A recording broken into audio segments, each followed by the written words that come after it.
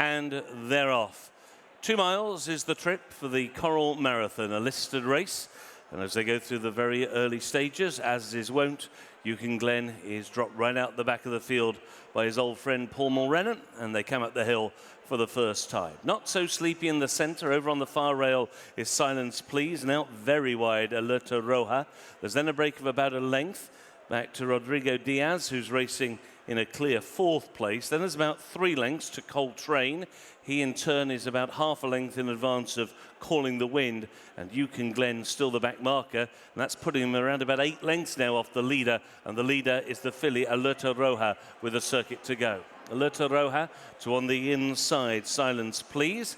A break then of just over a length to Not So Sleepy in 3rd position. 3 lengths away, Rodrigo Diaz racing isolated in 4th place. Then 2.5 lengths back to Coltrane, who's up on the outside of Calling the Wind, and still the dual course winner Yukon Glen is at the back of the field in the Coral Marathon, as now they make the run down the side of the course. Alerta Roja racing quite freely, now joined once again around the outside by a new rival, and it is now Not So Sleepy who has come through to take the lead as they race on towards the final mile and a quarter. So it is Not So Sleepy, and rider Tom Marquand is making this a true test. Leads now by a length and a half to Alerta Roja, who races in 2nd. Silence Please is in 3rd. A break then of 3 lengths back to Rodrigo Diaz in 4th position. He has a break of a further 2.5 lengths to Coltrane, and then Calling the Wind and Yukon Glen. And now Yukon Glen is some 12 lengths off the leader, and still stretching them out is Not So Sleepy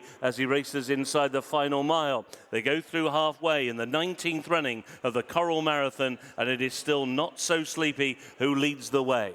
In 2nd, Alerta Roja. Racing in 3rd is Silence Please. They take the dogleg turn inside the final 7 furlongs. In 4th place is Rodrigo Diaz. In 5th is Coltrane. In 6th is Calling the Wind. And still Yukon Glen in the cheap seats at the back as they race now towards the end of the back straight inside the final 3/4 of a mile. As they go into that turn, Not So Sleepy, bidding for win number 10 of his career, leads by 2 lengths to Alerta Roja in 2nd. A further couple of lengths to Silence Please in 3rd. Getting a little closer now in 4th is Rodrigo Diaz, but just been niggled along to do so.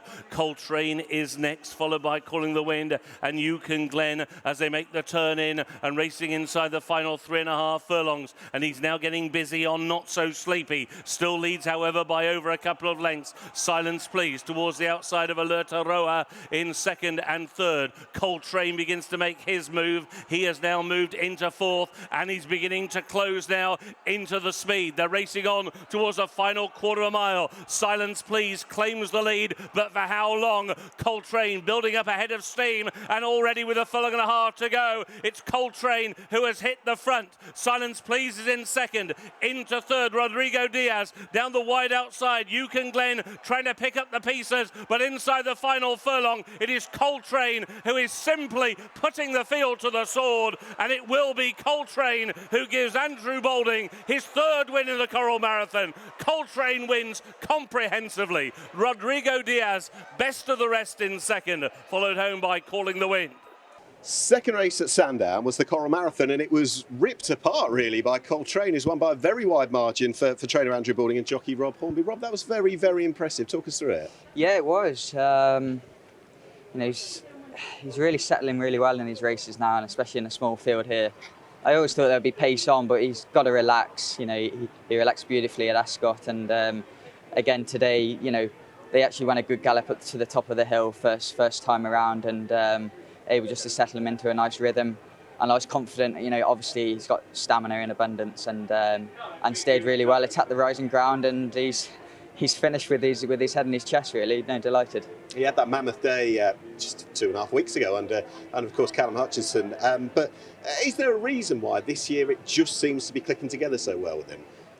Yeah, I just think he's been a slow burner. Even Andrew would say early on in his 2-year-old career, he was nothing was flashy about him, and he's always just been learning on the job, developing physically, and always looked like he'd stay a bit further, and it's all kind of clicked recently.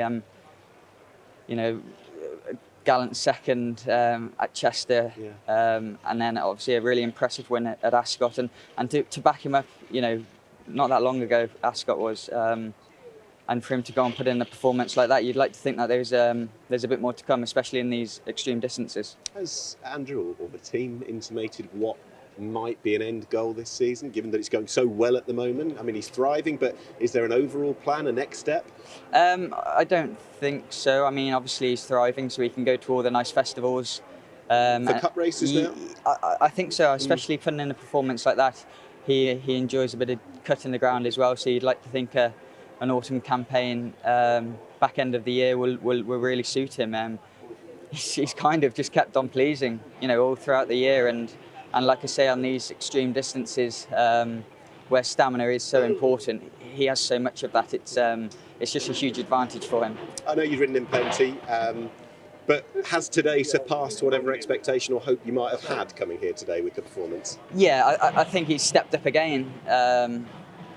You know, this was might have taken a career best for him to go and win, and to go and do it in the style he has done today is really encouraging and fantastic for the Mariscottis, who are such big supporters of racing, but also of Kingsclear and Parkhouse and the whole team. So no, any success that they have is greatly deserved. Rob, super stuff. I won't keep you too long, but anything else you wanted to flag in our direction for the rest of the afternoon? Yeah, Foxvardy would have a nice chance later on in the mile 6 handicap. He's kind of, everything's coming together with him now. It's clicked into place, and you know, I was quite encouraged. The ground's just on the easy side of good, I thought, going down the back, and yeah, and that'll suit him well. I mean, it does always ride a little bit slower on big staying horses, but I thought it was just generous ground down the back, and yeah, no, he's in great nick at home, so he should have a good chance. Great stuff. Thanks for your time as ever, and well done. Thank you very much.